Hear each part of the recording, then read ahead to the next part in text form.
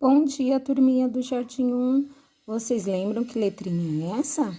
Muito bem, essa é a letrinha A.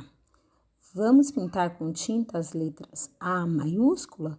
Lembrando que letra maiúscula serve para escrever o nome das pessoas. Todo nome começa com letra maiúscula. Agora vamos para a página 43. Pinte de vermelho as letras A minúscula. Então, as demais palavras que começam com a letra A ou tem letra A no meio, nós escrevemos com esse tipo de letra. Muito bem? Cubra os pontilhados para escrever a letra A em cada uma das palavras.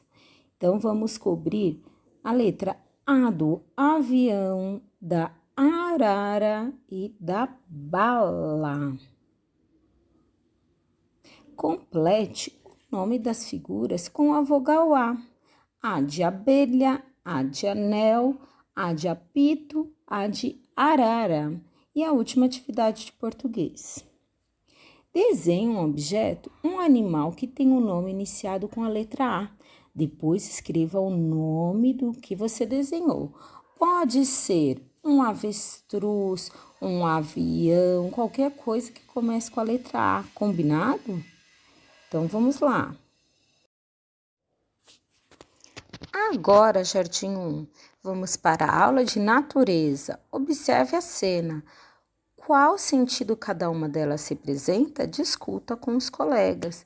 Nós sentimos o cheiro com o nariz. Esse sentido é o olfato. Nós enxergamos com os olhos. Esse sentido é a visão. Nós escutamos com o ouvido, é o sentido da audição. Nós sentimos o gosto das coisas com a língua, o sentido do paladar. E nós sentimos as coisas com a pele, o sentido do tato. Muito bem, turminha. Beijos, até a próxima aula.